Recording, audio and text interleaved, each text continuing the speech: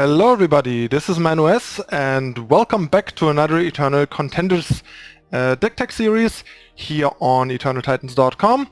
So today I want to talk to you about a sweet deck that I have been messing around with for quite some time.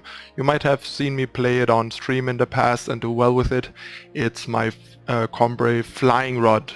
We've seen Charge Rod do quite well at times in tournament and on ladder, and yeah, this is another very solid and promising Divining Rod deck, and probably the sort of original Divining Rod deck back in the closed beta when the card was still called, I think, Teacher's Baton, and the deck, the first deck with it, I think, was called like Combrei Flight School, being like a Combrei-based flyer deck with the baton, and it didn't even have half of the cool, awesome flyers that we have now, so came a long way.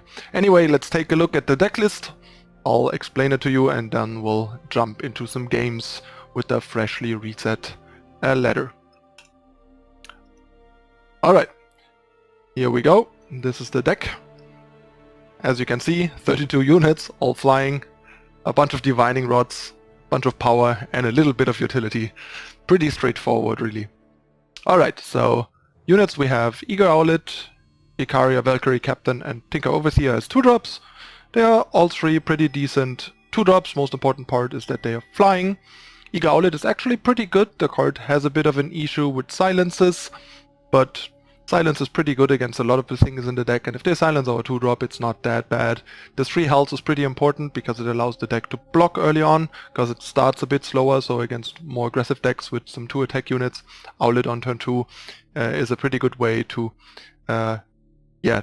keep parity and not fall behind, while with Icaria and Overseer that's not the case. Icaria, however, provides us some sweet ramping potential, turns into an amazingly great 4/3 flying endurance threat later for 2 power, and also happens to buff the other Valkyries in our deck, which there are 16 in total, including the Icarias, and also ramping us into Amilli and Divining Rod, which is pretty good.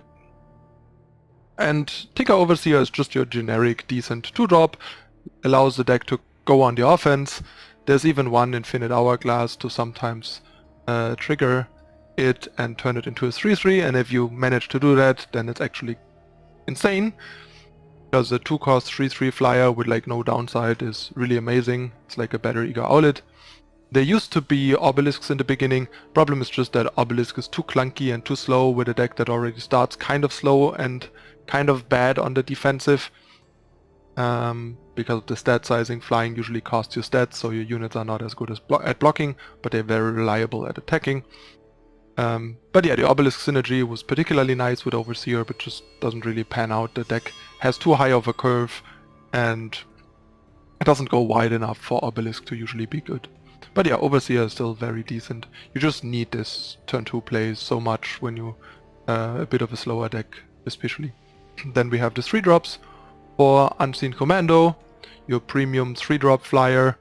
In this deck, without help, only triggers by itself and Icaria Valkyrie Captain, but Infinite Hourglass, turning all your flyers into flying endurance, meaning that with the Hourglass out, Commando suddenly triggers with all of your flyers. Same goes for Stand Together on your flyers, giving your flyers Aegis and flying as 2 battle skills to trigger Commando. So there's a lot of ways to make Commando a pseudo obelisk on a body, which is amazing. Valkyrie Enforcer, another Valkyrie to be buffed by Icaria or to synergize with Spireguards, and just an all-around awesome unit. Gives us some free interaction, free disruption. And then our Merchant, Winchest Merchant, not the greatest unit, but it flies, so that's a big plus, and allows us to have additional removal virtually in the main deck with a Vanquish in the market. More Stand Together against control decks, to go like 2-drop into 3-drop, get a Stand Together, and then if they don't want to interact with like your measly Overseer and Merchant, you can just turn them into 3/3 Aegis units and then keep deploying stuff into potential sweepers, which is very important. Great Parliament, not very great actually in this deck, but I just wanted one flying unit to be able to get with Merchant just in case for like the grindier games. You rarely get it, like most of the time you get Vanquish or Stand Together, and sometimes these like top end utility things. But sometimes, especially against like grindy matchups, against control, you might sometimes be in the situation where you really need another threat because you have a threat light hand at the moment, and then having Parliament is great. And sometimes in longer games you even get to 8 power and get to make 2 Owls, which is super good. So the card just has pulled its weight, even though it doesn't look that great. Then Sword of Unity, we all know how good the card is.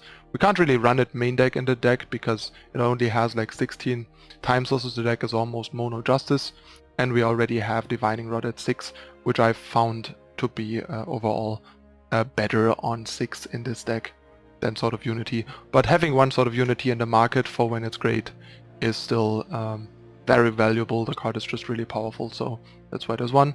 And then there's one Harsh Rule, which is a bit debatable, but I like having it because the deck can have slow starts, so having a Harsh Rule when you have to catch up from behind is great. And there are also a few decks like Praxis Tokens that can be really hard to beat without Harsh Rule in some draws, but if you sweep them once, you usually should have a fairly easy time winning, especially because Amilli with 8 health is like unkillable against them unless they splash like Shadow for Combust or something. But yeah, the Harsh Rule is probably the most debatable slot. If you really find that you not need it, maybe you could cut it for like a Vanquisher's Blade against some Void interactions and like Haunting Scream stuff, just giving you some more spot removal options so that 2 merchants can get a removal when you really need to. Then for Spireguard, our 4-drop, the card ranges from mediocre to super awesome. If it's a 4-cost 6/6, the card is insane. As a 4-cost 3/3 that threatens to be a 6/6, it's okay-ish, but the deck is decent at enabling it, especially with Divining Rod hitting, helping you to hit Valkyries. And then as top-end flyer we have Amilli, the mono justice flying superstar. There are not really any other flyers that are even close to consideration for this deck, so the unit base kind of almost builds itself. But yeah, 32 units, 4 of all of the solid to good flyers the deck has access to. The 1 Hourglass for the Commando and Overseer synergies, and also to allow the deck be a bit better at offense-defense, because the deck relies heavily on offense, and sometimes you need to be able to block as well, because like I said, flying costs stats, so you're not as fast as a ground aggressive deck, but then Hourglass can be really, really valuable and also turn your offense up a notch by buffing your entire team per commando you have, or buffing your overseers. And you have a lot of 2-drops, so sometimes you go like turn 2 Overseer, turn 3, I don't know, another 2-drop plus Hourglass, and that is a really strong opening, especially when like the 2-drops are Owlets and Overseers, and then you suddenly have like 2 3/3s with endurance that then make it really hard for, say, fire-based aggro decks to keep up with you. The 4 Divining Rod card is basically the top end and grind tool of the deck. Has a really good hit rate in this deck. It almost hits like 2 units on average, because almost 50% of the deck are flying units. 32 out of 75. So we are like 5 to 6 flyers away from 50%, so it hits a bit less than 2 flyers on average, but has a pretty great high roll potential of even being able to hit 3 or 4 with this density a fair share of the time. But sometimes it will hit 1, but it very rarely hits 0 with this counter flyers. So it's usually at least 1 flyer plus 3 to the flyer you have, which already makes it a pretty solid 6-drop, giving you a small to medium-sized unit and the stats. What you can often do is you can set up a board of like 2 units or whatever, stand together them to have Aegis, and then just plop Divining Rod on one of the Aegis units, And then you have a partially Aegis, partially non-Aegis board that your opponent absolutely has to sweep, and they can only contain with a sweeper. And then they're kind of in a doomed if they do, doomed if they don't situation, because even if they sweep it, the fatty with the rod and the other unit that you gave Aegis to just survives. And yeah, card has been really powerful and awesome in the deck. And yeah, then we just have 3 Vanquish with the Force in the market to deal with Sandstorm Titan alongside Enforcer. Like, these are your ways to deal with Titan, Vanquish, Enforcer, and Merchant. There's no good relic, there's no playable relic removal for this market really. So we can't really deal with Sandstorm Scarf, which can be a bit annoying, but the units are big enough between like Spireguard, Rod, Commando buffs and Amilli and so on, and Crownwatch standards to even be able to fight on the ground against some of those decks. Yeah, and then the 3 stand together with the Force in the market. There's currently this bug where when you have a combination of premium and non-premiums and have one of the copies in the market, it shows as like unowned, but yeah, I assure you I have 2 stand together in premium and 2 regular ones, and it just kind of decided that I do not own one. A bit annoying, hope they fix it soon, but no big deal. And then we have power, 32 power in total.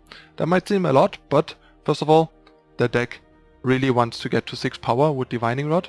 Second of all, I really want to run for Crownwatch standard, and also the Crownwatch standard are not really power. More often than not you use them as spell, and especially past the 5th power, hitting the 6th power with Divining Rod gives you up to 4 outs less if you don't use your Crownwatch standards as power, bringing you down to 28 power, which is not a ton to hit 6. So the standards and the lingering influence balance out the power count really well. It is 32 in theory, but in fact it plays more like, I don't know, a 30 power deck at best. And yeah, lingering influence gives you some nice manipulation, card selection together with the crests, and then Crownwatch standard gives you another source of lifesteal alongside the Commando and the Sword Out of the Market, which can be very important in races, and also just nice against like relic weapons and just blockers and stuff. Power base is very heavy Justice, of course, because the deck is mostly mono Justice, and you have Icaria, Valkyrie Captain, so you really want each power you drop preferably to be Justice, so that Icaria becomes a force free as soon as possible. And yeah, there's only 4 non-Justice sources, and if you already have, say, 2 time sources from duels, you can just market away the time sigil and play your Justice sources instead, and turn it into like a valuable card. That's the other reason, like we have 4 merchants, so we can also just get rid of spare power once we have 6 power. I started the deck with like less power. I think I started with like 30 or something. At that point I think I didn't have 4 Divining Rod, and figured like 30 might be fine with Icaria and stuff. But it just didn't. Like, I kept losing because of power. Most of the games I lost were due to power, so I kept adding power and kept adding power until it felt right, and now with the 28 plus 4 it feels really good, and the standard and the lingering influence do a great job of making the 32 power not feel floody at all, alongside the merchant of course. So yeah, that's the deck list. I've played the deck a fair share on stream and on later off stream, and almost every time I tried it, the deck actually did really well. Like, I went on like 12-3 streaks on stream and stuff like that. So I kind of forgotten about that deck at times, which is why I haven't played it as much as I probably should. So yeah, the deck has a ton of potential and has been doing really well, even though it seems a bit underpowered maybe, and a bit like one-dimensional. But yeah, it just kept performing against control decks and mid-range decks alike, and even against aggro it's fine, but Skycrack aggro is probably one of the worst matchups and something that the deck really doesn't like to see. I have not played against Scream aggro with it, but I could imagine this matchup being much better, and maybe even fairly good between like Hourglass, breaking Permafrost, having Enforcer, having flying blockers against their Scream stuff, most of my units being able to trade with their 4-drops and stuff, then together making their madnesses and combusts and stuff pretty awkward and making their life hard. So yeah, like apparently Dracano Valkyries already is doing pretty well against Scream usually, so I don't see how this should do any worse really, since Stand Together and Hourglass and that stuff, and having a super smooth curve and cards like Commando should help further. So it should be about as good as Dracano Valkyries or better against these types of decks. Alright, let's hop into some games, see how we're doing, and yeah, see you in a moment with the first game. Before we hop into the games, make sure to subscribe to the channel down here, turn on notifications so you don't miss out on future content, and if you want to further support us, please consider whitelisting eternaltitans.com and YouTube, of course. So see you in a moment with the first game.